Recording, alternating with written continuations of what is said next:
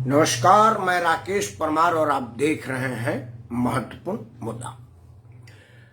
मित्रों, महत्वपूर्ण मुद्दा में आज सबसे ज्यादा महत्वपूर्ण तो ये था कि जब से कश्मीर फाइल रिलीज हुई है तब से धारावाहिक के रूप में सिलसिलेवार एक नया नया खुलासा हो रहा है और ये अच्छा ही हो रहा है कि लोगों को कश्मीर के असली समस्या, कश्मीर पंडितों के पलायन के असली गुनहगार और विदेशी फंड पर संचालित हमारे मीडिया के लोग, राजनीति हित पर हमारे अपने लोगों का दगा और अपने ही लोगों के द्वारा अपने लोगों के छलने की कहानी छन छन करके जनमानस में पहुंच रही है और लोग सच्चाई से अवगत हो रहे हैं।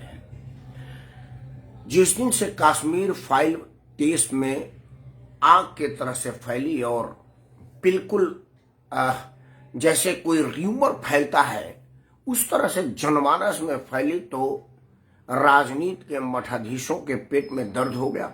उन्होंने उसका काट के लिए सोशल मीडिया के सिपाहियों को सक्रिय किया, क्योंकि आजकल मेन मीडिया से ज्यादा सोशल मीडिया सशक्त है और आम जन के यहाँ इजी एक्सेस है, इजी पहुंच है।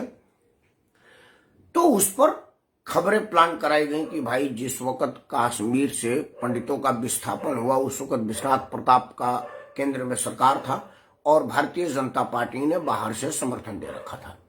जम्मू कश्मीर में भाजपा के स्वयंसेवक, राष्ट्रीय स्वयंसेवक और भारतीय जनता पार्टी के पूर्व कैबिनेट मंत्री और भारतीय जनता पार्टी के कार्यकर्ता नेता जम्मू कश्मीर में उपराज्यपाल थे जिनका नाम श्री जगमोहन था। लेकिन चूंकि आप तथ्यों को झूठला सकते हैं, दस्तावेजी सबूत तो नहीं दे सकते। उसके बाद सिलसिलेवार तरीके से लोग गूगल करना शुरू किए कि विश्वनाथ प्रताप की सरकार कब बनी, पलायन कब हुआ, जगमोहन की नियुक्ति राज्यपाल के रूप में कब हुई, पलायन कब हुआ, जगमोहन कब जम्मू कश्मीर पहुंचे, पलायन कब हुआ, जगमोहन ने अपना ऑफिस कब संभाला और पलायन कब हुआ। तो ये चीजें एकदम शीशे की तरह से चमकने लगी, झलकने लगी और गोमुख में जिस तरह से शुद्ध गंगा जल है एकदम नीचे का पड़ा हुआ पत्थर भी दिख जाता है, उसी तरह से साफ साफ दिखने लगा कि ये सारा किया कराया फारूक अब्दुल्ला और कांग्रेस के सरकार की थी।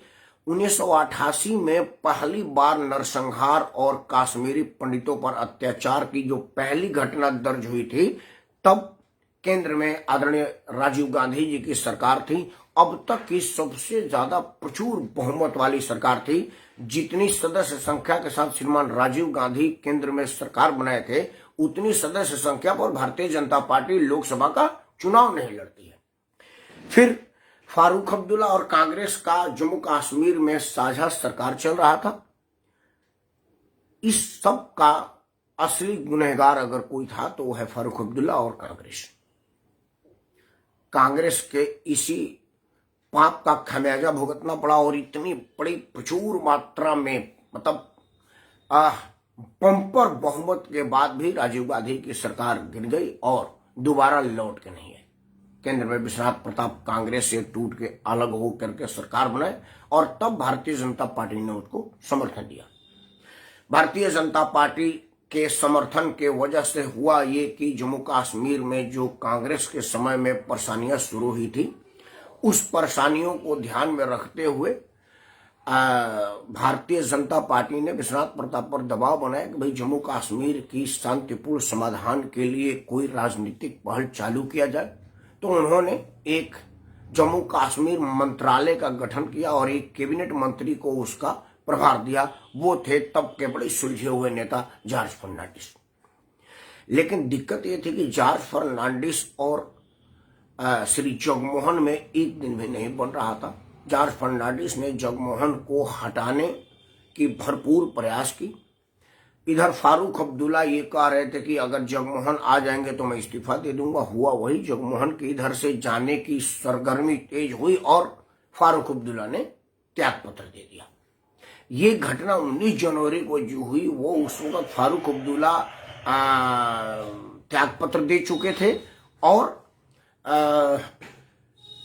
विश्वनाथ प्रताप की सरकार ने जगमोहन को राज्यपाल बना करके भेजने की प्रक्रिया एक दिन बाद की, मतलब 20 तारीख को अधिसूचना जारी हुआ कि जगमोहन जम्मू कश्मीर के राज्यपाल बनाए गए हैं। 20 तारीख को वो जहाज पकड़े, 21 तारीख को उनको जम्मू कश्मीर एयरपोर्ट पर ही डिस्टर्ब कर दिया गया। वो 21-22 तक वहीं फंस गए थे, अपने कार्यालय तक नहीं जा सके।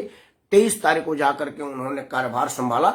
उसके बाद से ये सारी चीजें बंद हो गई, क्योंकि कश्मीर के आतंकियों को इस बात का ज्ञान हो गया था कि जगमोहन का राज्यपाल बनने का मतलब क्या है।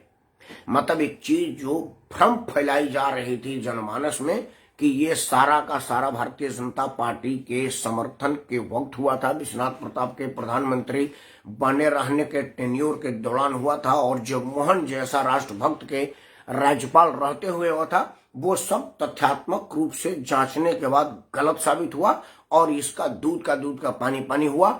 और ये बात अब बिल्कुल स्पष्ट हुई कि जिस वक्त कश्मीर से पंडितों का पलायन किया गया था, उस वक्त फारूक अब्दुल्ला और कांग्रेस की मिलीजुली सरकार चल रही थी जम्मू कश्मीर में, और केंद्र में राजीव गांधी के नेतृत्व में कांग्रेस की सरकार चल रही थी। ये सारा बवाल तभी हुआ था कांग्रेस और फारूक अब्दुल्ला के समर्थन से। आज बात इसी से संबंधित है। मतलब आम जनमानस के भावनाओं का कोई कदर ना तो तब फारूक अब्दुल्ला और राजीव गांधी ने अपनाया था, न आज की भारतीय जनता पार्टी अपनाने को तैयार है। जिस तरह से फारूक अब्दुल्ला को जम्मू कश्मीर में हर नागरिक नहीं कहा था कि आप कश्मीरी पंडितों को कत्लेआम करके भगा दीजिए, ना ही केंद्र में राजीव गांधी को किसी ने कहा था कि आप वहां पर कत्लेआम होने दीजिए और फारूक अब्दुल्ला से अपनी दोस्ती के वजह से चुपचाप रहिए, जिस तरह से आपके नाना जी चुप रहे थे, पंडित जवाहरलाल नेहरू। क्योंकि पंडित जवाहरलाल नेहरू कह रहे थे कि यार अगर कश्मीर समेत में कोई बात करूंगा तो शेख अब्दुल्ला बुरा मान जाएंगे, और शेख अब्दुल्ला को हम बुरा मानने की स्थिति नहीं उत्पन्न करेंगे, उनको नाराज करके कोई काम नहीं करेंगे। इन सब परिस्थितियों को देखते हुए आज तक अगर ध्यान दें तो ये बात बदस्तूर जारी है। ये बात मैं शुरुआत करूं उसके पहले आपसे हाथ जोड़ के प्रार्थना है कि 15-20 मिनट तक आपके साथ रहूंगा, कृपया अंत तक बने रहें और इस वीडियो को अपने सभी समूहों में लाइक शेयर करें, साझा करें, और लाइक करने के साथ साथ मेरे चैनल राकेश सिंह परमार को सब्सक्राइब करना बिल्कुल ना भूलें, क्योंकि इस चैनल पर उन्हीं विषयों पर विचार विमर्श होता है जिस पर आम समाचार चैनलों पर या तो होता नहीं या होने नहीं दिया जाता।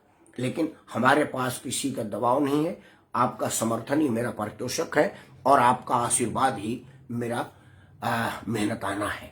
तो आप अपना आशीर्वाद और कृपा बनाए रहिएगा और निष्पक्ष विश्लेषण इस चैनल पर देखते सुनते रहिएगा। आपको प्रणाम।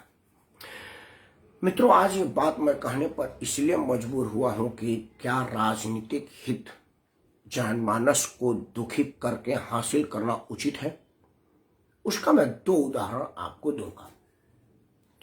मित्रों, उत्तर प्रदेश में भारी बहुमत से अब तक की सबसे ज्यादा बहुमत से योगी आदित्यनाथ की सरकार बनी थी पहले टेन्योर। मतलब जो कार्यकाल अब उन्होंने त्यागपत्र दे दिया है, कार्यकाल पूरा होकर के दूसरी बार भी बहुमत में आ गए हैं, मैं उसकी बात कर रहा हूं जिस कार्यकाल को योगी आदित्यनाथ ने त्यागपत्र दे दिया तकनीकी आधार पर, क्योंकि जब तक वो त्यागपत्र नहीं देंगे दूसरी मंत्रिमंडल कैसे गठन होगी।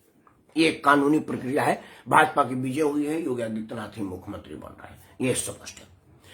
तो जो पहले टेन्योर में आए थे, भारतीय जनता पार्टी की अकेले दम पर प्रचुर बहुमत के बाद भी कोलैबोरेशन को सम्मान दिया गया था, और जो जो लोग भारतीय जनता पार्टी के चुनाव पूर्ण गठबंधन किए थे उन सभी दलों को सरकार में साझेदारी दी गई थी, हिस्सेदारी दी गई थी, और वो सब मिल करके सरकार चला रहे थे। ओम प्रकाश राजभर जब सरकार में शामिल किए गए मंत्री के रूप में, उनका वो बेटा जो कि किसी काम का नहीं था उसको मंत्री बनाया गया था, ओम प्रकाश को मंत्री बनाया गया था। ओम प्रकाश राजभर ने सोचा कि भाई मैंने मंत्री बना, मेरी कोई हैसियत पहले थी नहीं, मैं पूरा जीवन चुनाव लड़ता रहा, कभी विजय श्री को का दीदार तक दर्शन नहीं हुआ, आजू बाजू तक मैं नहीं गया, जमानतें जब्त करवाता रहा। भारतीय जनता पार्टी का सहारा मेरे छड़ी को मिला और मेरी छड़ी टुकटुकाती हुई विधानसभा तक पहुंच गई। तो उन्होंने कहा कि भाई इसका भरपूर कीमत वसूला जाए, क्योंकि ये फर्स्ट और लास्ट है, क्योंकि ये फिर कभी ना मिलने वाली है। अभी फिर मैं कभी विधायक बनूंगा कि नहीं बनूंगा, ये मौका मिला है, भरपूर कमाई कर ले। और दोनों हाथों से कमाई करने का ठान लिया और इसका प्रारंभ कर दिया। इसके पहले को बहुत बड़ी डाका लगा पाते, बहुत बड़ी नुकसान पहुंचा पाते, योगी आदित्यनाथ की पारखी नजरों से नहीं बच पाए और योगी आदित्यनाथ ने उनको चलता कर दिया। चलता करते हुआ तो उनको बताया कि भाई देखिए, ओम प्रकाश राजभर ये भारतीय जनता पार्टी का सरकार है, योगी आदित्यनाथ के नेतृत्व में चल रहा है, जिस पर नरेंद्र मोदी का आशीर्वाद है और हमारे यहाँ सिर्फ काम करने की इजाजत है। किसी तरह की घोटाला बेईमानी के विषय में सोचना अपराध है। आप कर दिए ये तो बहुत बड़ी बात है, अक्षम्य है, आपको 1 मिनट भी बर्दाश्त नहीं किया जाएगा। हम आपको गिरफ्तार इसलिए नहीं कर रहे हैं कि समझौता गठबंधन के तहत आए थे, आपकी गिरफ्तारी से पार्टी की बदनामी होगी, आपका छीछड़ लेता होगा वो भी। ओम प्रकाश राजभर विधायक बाहर है, वो जो उम्मीद किए थे वो हुआ नहीं। फिर उन्होंने सरकार के विरुद्ध विषमन करना चालू किया, इस उम्मीद में कि भाई अब मैं आगे जाऊंगा और जितना ज्यादा विरोध करूंगा उतना ज्यादा लाभ लूंगा। ओम प्रकाश पांडे बड़े प्रखर नागरिक प्रवक्ता, गीतकार और अच्छे समाजसेवी की भूमिका में रहते हैं। आपने मुझे मार्गदर्शन दिया, मैं उनका मार्गदर्शन पढ़ लेता हूँ। ओम प्रकाश पांडे लिख रहे हैं कि भैया क्या थे कश्मीर फाइल 2 की कहानी है, अगर बनेगी तो थोड़ा बताइए कि उसकी कहानी क्या होगी। ओम प्रकाश जी, आपने बड़ा बढ़िया प्रश्न किया है, लेकिन चूंकि आज मैं उत्तर प्रदेश में बेस्ट करके बताना शुरू किया हूं तो उस मुद्दे से भटक जाऊंगा, डिरेल हो जाएगा मेरा बहस। अगर आप कहेंगे तो कल इस विषय पर होगी। वैसे ओम प्रकाश जी, हमारे देश में सिर्फ कश्मीर फाइल नहीं है भाई साहब, कहानी तो बहुत है। सिनेमा बनाने वालों की मंशा के ऊपर है, वो चाहे तो निहत्थे कार सेवकों पर जनरल डायर की तरह से आर्डर देने वाले मुलायम सिंह यादव पर फिल्म बना सकते हैं, जहां निहत्थे कार सेवकों पर गोली चलवा दिया था। मतलब जिन लोगों ने जनरल डायर को नहीं देखा था वो मुलायम सिंह को देख लिया और महसूस किया कि जनरल डायर कैसा शैतान और कितना बड़ा कमीना आदमी होगा मुलायम सिंह को देखने के बाद, क्योंकि ये वही आदमी है जिसने निहत्थे कार सेवकों पर गोली चलवा दिया था। वोट बैंक में दौलत की देवी जो कि करोड़ों रुपया के नोटों की माला पहन करके अपने मालामाल हो गई और आम दलित को भूखे मरने पर मजबूर कर दिया, समाज में बहिष्कृत कर दिया, दोनों में इतना ज्यादा मतांतर कर दिया कि अब वो दलित लोग दौलत की देवी के बहकावे में अपने भाइयों से, अपने रहनुमाओं से जो रार ले लिया उसको अब खाई को पाटा नहीं जा सकता। इस पर फिल्में बन सकती थी। बहुत फिल्में बनने के लिए कहीं कोई एक विषय की जरूरत नहीं है कि आपको सिलसिलेवार सीरीज के रूप में कश्मीर पर बनेगी। कश्मीर से बड़ा क्या बात है, पश्चिमी उत्तर प्रदेश में कैराना में जो पलायन हो गया था, लोग कह रहे थे ये घर बिकाऊ है चूंकि मुसलमान यहाँ पर प्रभावी है, उस पर नहीं बन सकती थी। फरीदाबाद में निकिता तोमर को 2 मुसलमानों ने शरेआम गोली मार दी और उसके माँ बाप कहे कि अगर ये लड़की अपना धर्म त्याग करके मेरे बेटे की रखेल रह जाती तो क्या दिक्कत था, 2-4 जिसे बेग में पहले पड़ी रहती, हर हरम में एक और रहती तो जान तो कम से कम बच जाता। इस पर सारे लोग बेहयाई और बेशर्मी से ही करते रहे और उसका कुछ नहीं हुआ। इस पर फिल्म नहीं बन सकती थी। फिल्में बनने के लिए हमारे देश में हर दिन एक घटना घटती है, फिल्म बनाने वालों की कमी पड़ जाएगी। हमारे नेता और हमारे सामाजिक में रहने वाले लोग फिल्मों की स्लॉट देने में कोई कमी नहीं करेंगे। तो इस पर तो क्या बहस करना, बहुत बहस है। आज बस राजनीतिक फायदे के लिए जनभावनाओं का जो अनादर और अपमान हो रहा है, क्या वो उचित है, इस विषय पर है। कृपया इस पर अपना मार्गदर्शन दीजिए और अंत तक वीडियो को बने रहिए। इस वीडियो को अपने सभी समूहों में साझा करें ताकि आपके आशीर्वाद के साथ मेरी बात आपके लोगों तक तो पहुंचेगी।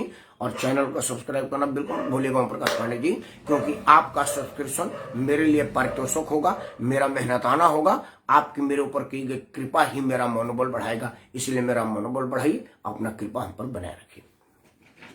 तो मित्रों, बात हो रही थी कि जब आप राजनीति के लाभ के लिए जनभावनाओं का अनादर करते हैं तो क्या होता है, क्या ये उचित है। ये चर्चा की शुरुआत करने की स्थिति तब आई जब एक वीडियो ट्वीट आया और एक बयान आया कि ओम प्रकाश राजभर अमित शाह से मुलाकात किए हैं और उनके श्री चरणों पर शरणागत हुआ है। वो फोटो भी हुआ है जिस तरह से वो अपने याचक के तरह से उनके पांव पर अपनी नजरें गड़ाए हुए हैं और वो अपना श्री चरण में समर्पित प्रणाम कर रहा है। आदरणीय प्रेमनाथ देवी जी को सादर प्रणाम। तो अमित शाह के श्री चरण में वो अपना नतमस्तक प्रणाम करके अनुरोध कर रहा है कि भाई मुझे भारतीय जनता पार्टी में शामिल कर लीजिए, क्योंकि मुझे मेरी औकात का पता चल गया। मैं जीवन भर लड़ता रहा लेकिन कभी विधायक का तगमा नहीं हासिल कर सका। जब भारतीय जनता पार्टी का सहारा मुझे मिला तभी मैं विधायक बना था। वो बात तब मुझे समझ में आ गई। मैं सत्ता के लालच में, कमाई के चक्कर में अखिलेश यादव के यहाँ गया था, क्योंकि मुझे भरोसा था कि भारतीय जनता पार्टी की केंद्रीय नेतृत्व योगी आदित्यनाथ को सरकार में आने नहीं देगी, तो अखिलेश की सरकार ही बनेगी और मुझे वहां पर कमाई का पूरा स्कोप मिलेगा। क्योंकि अखिलेश यादव में एक ही गुण है, वो ये है कि लूटो और लूटने दो। तो इस तरह की छूट, लूट की छूट मुझे अखिलेश के यहाँ दिख रही थी, इसलिए मैं गया था। लेकिन योगी आदित्यनाथ का इकबाल और 25 करोड़ उत्तर प्रदेश के निवासियों के आशीर्वाद ने योगी आदित्यनाथ को वापस सत्ता में ला दिया है। और अब जब तक योगी आदित्यनाथ स्वयं कोई गलती नहीं करेंगे, उत्तर प्रदेश की जनता बुलडोजर बाबा के साथ नहीं छोड़ेगी, ऐसा प्रतीत हो रहा है। तो मेरा क्या होगा, इसलिए आप मुझे अपने श्री चरणों में स्थान दीजिए और सत्ता का मलाई ना पूरा कटोरी तक चम्मच से भी चाटने का मौका दीजिए। उसके बदले आप अपना मुझे तलवा चटवा लीजिए, मैं चाटने को तैयार हूं। क्योंकि हमारा कोई दीन ईमान नहीं है, हमारी कोई हैसियत नहीं है, हमारी कहीं कोई है नहीं। दो मुहा सांप हूं, ये मैं पहले ही लोगों को बता चुका हूं। हमने लोगों से कहा है कि भाई मैं दो मुहा सांप हूं, उसके बाद भी जहुराबाद की जनता ने दो मुहे सांप को चुन करके विधानसभा में पहुंचा दिया है। उसके लिए बेशक मुझे अंसारी बंधुओं के शरणागत में जाना पड़ा, लेकिन मैं गया। आप आइए, अमित शाह शायद कुछ विचार बना रहे हैं कि वो ओम प्रकाश राजभर को ले लें, ना ले ले, विचार बना रहे हैं। अगर ओम प्रकाश राजभर को ले लिया जाता है तो क्या होगा और ना लेने पर क्या होगा, आज का विषय यही है। इस बीच आपको एक बात और जानकारी हो कि मुकेश सहनी बिहार में कोई उसको नहीं जानता था। उसने लोकसभा का चुनाव लड़ने का साहस किया, हमारे एक मित्र हैं, उन्होंने हरा दिया। फिर विधानसभा का चुनाव लड़ा, हमारे उसी मित्र के बेटे ने उनको हरा दिया।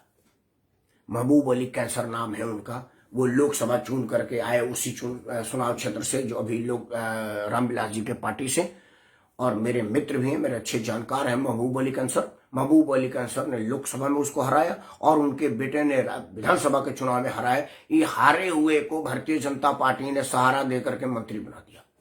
जो आदमी अपना चुनाव नहीं निकाल सका, अपने नाम पर गांव का प्रधानी नहीं जीत सका, ना ही किसी को जितवा सका, उसको उन्होंने मंत्रिमंडल दे करके औकात दे दी और उसी पाए हुए औकात से बिलबिला रहा है और रोज भारतीय जनता पार्टी का विरोध कर रहा है।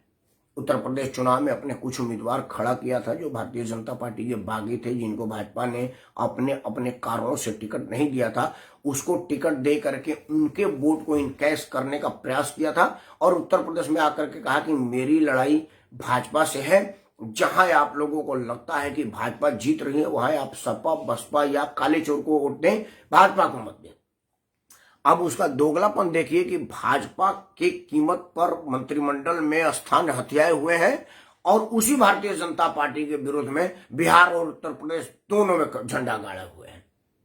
वो इसलिए गाड़ा है कि भारतीय जनता पार्टी ने उसको औकात बकस दिया है, उसको मंत्री बना दिया और एमएलसी बनवा दिया। तो उसके पास एक सीट एमएलसी की आ गई, मंत्रिमंडल में कमाई आ गया और 4 सीट पर बिहार का समर्थन टिका हुआ है। अगर 4 लोग लालू प्रसाद जी का पार्टी में चले जाते हैं तो नीतीश की सरकार गिर जाएगी और तेजस्वी की सरकार बन जाएगी, और 4 इधर बने हुए हैं तो नीतीश की सरकार चल रही है और तेजस्वी की नहीं बन रही है। इसीलिए मुकेश सहनी को पूरा भरोसा है कि अगर मैं इससे बगावत करूंगा तो लालू प्रसाद यादव के बेटे की सरकार बन जाएगी और समर्थन की कीमत पर मुझे मंत्रिमंडल मिल जाएगा। मतलब दोनों ही हाथ में लड्डू।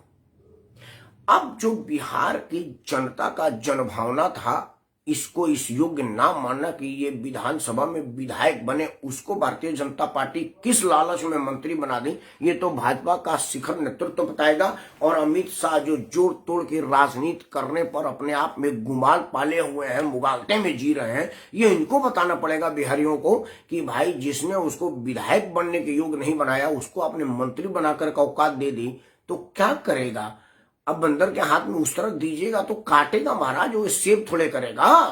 तो आपने उसको उस तरह दिया तो गाल कटवाइए, अपना गर्दन कटवाइए, अपना चरित्र तो कटवा ही रहे हैं।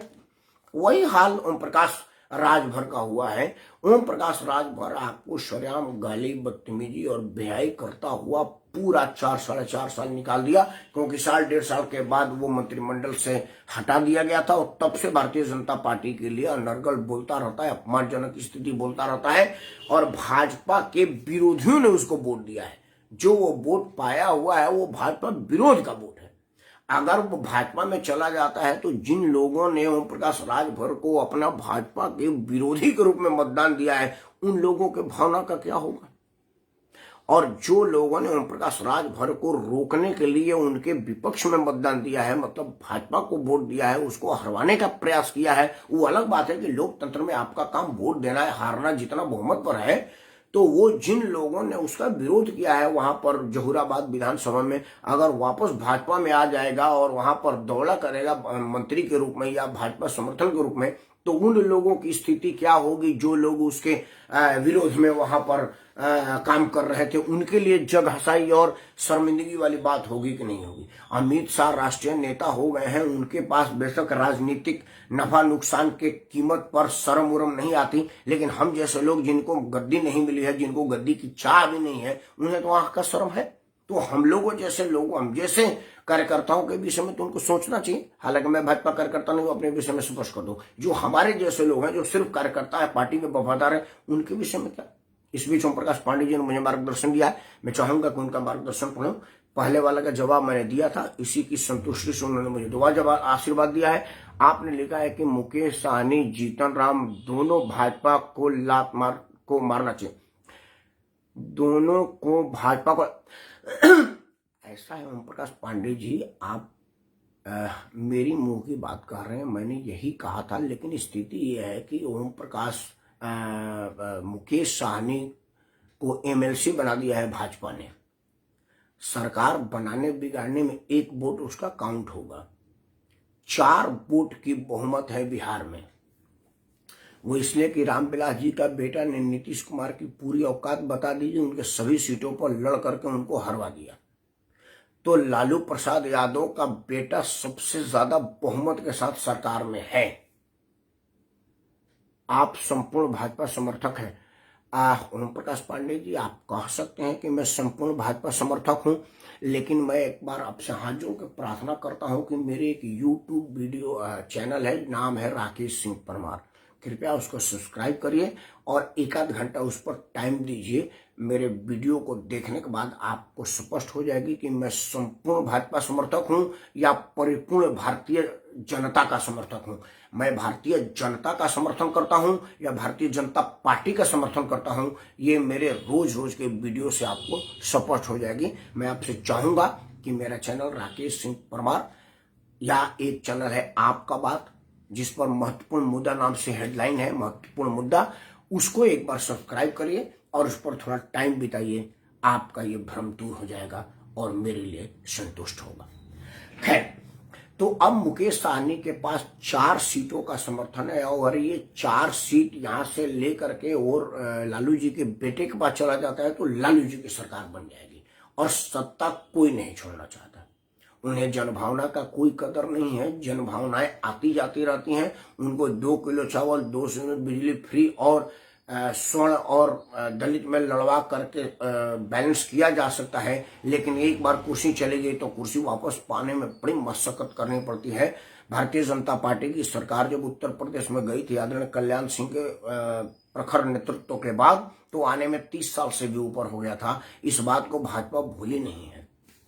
बिहार में भी जब लालू प्रसाद और नीतीश कुमार मिल गए थे तो भारतीय जनता पार्टी बाहर हो गई थी। आज सत्ता में है, 2 लोग उप मुख्यमंत्री के रूप में सेवा कर रहे हैं और सत्ता का सुख भोग रहे हैं। वो ये नहीं चाहेंगे कि वहां से एक मुकेश सहनी के बेवकूफी से सरकार गिर जाए। गिर सकती है सरकार, क्योंकि भाजपा ने उसको औकात दे दिया है। तो आज मेरा विषय यही है कि अगर जनभावना उसके विरुद्ध में जा करके आप सरकार बनाते हैं, बिगाड़ते हैं। आदरणीय जनानंद जी को नमस्कार, कैसे हैं बड़े भाई, आशीर्वाद बनाए रखिए।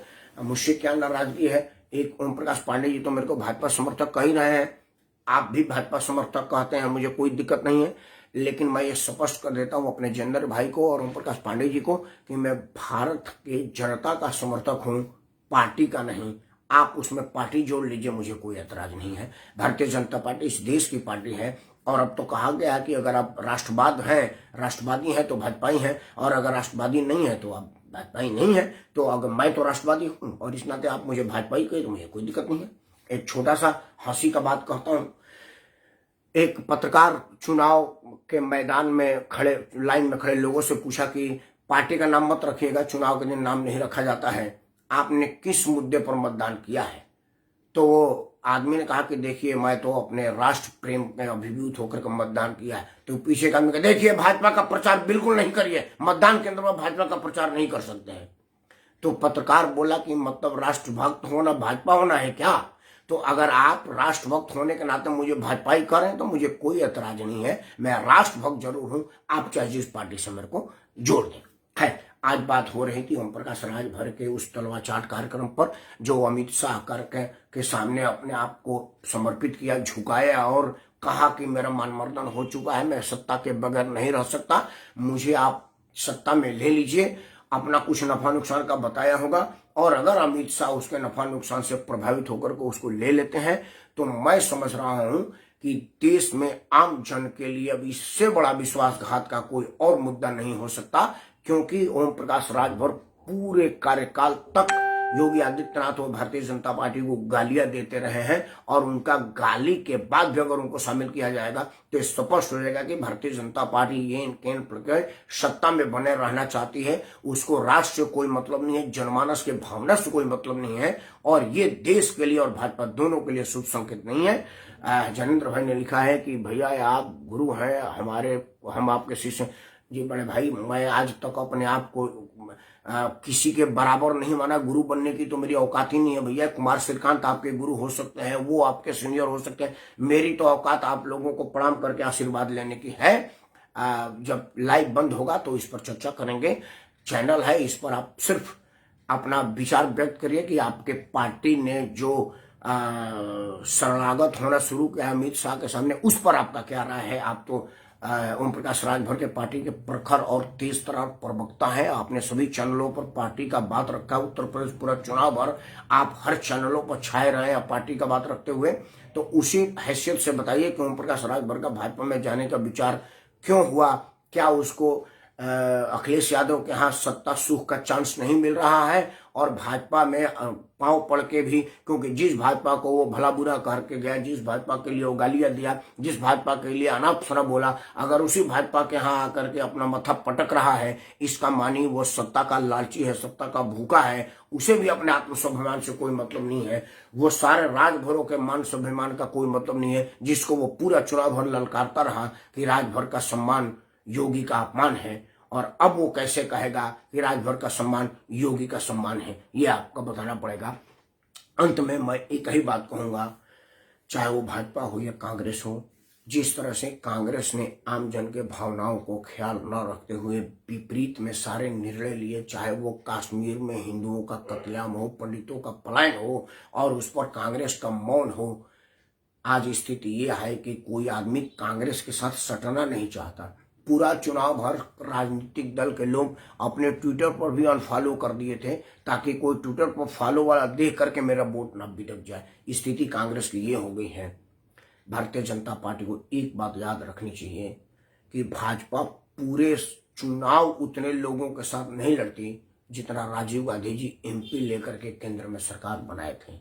ये जनता है, जब एक बार बिटक जाती है तो इसको संभालना बड़ा मुश्किल होता है, क्योंकि जनता के हित देखती है, उसको राजनीति के हित से कोई मतलब नहीं है।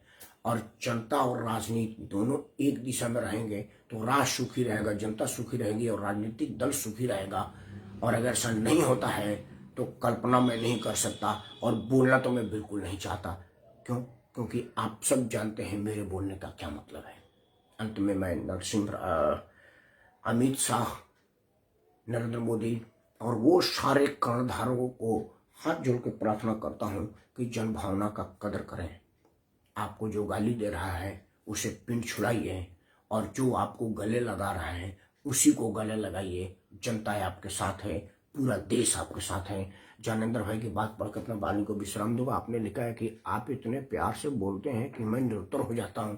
ये आपका स्नेह है मेरे प्रति, ये आपका आशीर्वाद है मेरे ऊपर, और आप इसी को यूं ही बनाए रहिएगा। अंत में आप सब स्वस्थ रहें। सुना है कि चीन में एक नया वेरिएंट आया है। क्या ये दवा बेचने वालों का खौफ बेचने का काम है या वाकई आया हुआ है? जब तक ये स्पष्ट नहीं हो जाता, कोशिश करिए कि जो कोरोना प्रोटोकॉल है उसका पालन करें। जरूरी से ज़्यादा जरूरी ना है तो बेमतलब का बाहर ना निकलें, और अगर बाहर निकलने की मजबूरी आ जाए तो उन तमाम चीज़ों का व्यवस्था करके निकले जो चिकित्सकों ने बताया है, वैज्ञानिकों ने बताया है। ये चैनलों और फेसबुक या के ज्ञान से मत अर्जित करें। फेसबुक और चैनलों पर मैं सिर्फ इतना कहूँगा कि आप उन्हीं गाइडलाइन का पालन करें जो आपके डॉक्टर बताए हैं, वैज्ञानिक बताए हैं और विशेषज्ञ बताए हैं। उनका पालन करिए और अपना जीवन सुखमय आनंदमय करिए। प्रेमनाथ द्विवेदी जी का मार्गदर्शन पढ़े बगैर तो मैं बंद ही नहीं कर सकता। मेरे को आशीर्वाद देने वाले में सबसे सर्वोत्तम नाम है ये मेरे लिए, और मेरे लिए सर्वोच्च सम्मान प्राप्त शख्सियत है। इनको जरूर पढ़ूंगा मैं, क्योंकि इनका मार्गदर्शन मेरे लिए, मेरे को बलीभूत करने वाला होगा। आपने लिखा है कि राजभर की असभ्यता और असंसदीय भाषा के आधार पर भाजपा को उनको समर्थन कदापि नहीं लेना चाहिए। आदरणीय प्रेमनाथ द्विवेदी जी, मैं यही बात कह रहा हूँ, यही कह रहा हूं। आप जैसे लोगों का भावनाओं के विपरीत अगर भाजपा उनको लेती है तो यही कहा जाएगा कि भाजपा का लक्ष्य एन प्रदेश सत्ता हासिल करना है। उसके जनभावना का कोई मतलब नहीं है, और अगर जनभावना और जन आशीर्वाद से सत्ता ना हो तो वो किस काम का। अटल बिहारी वाजपेयी के शब्दों में कि ऐसे सत्ता को तो हम चिमटे से भी पकड़ना नहीं चाहेंगे, और ऐसी पार्टी का तो हम दूर से भी समर्थन करना नहीं चाहेंगे जिसको जनता का समर्थन ना हो, जनता का आशीर्वाद ना हो। इन्हीं शब्दों के साथ मैं राकेश परमार आप सबको सादर प्रणाम करता हूँ। जय हिंद, वंदे मातरम।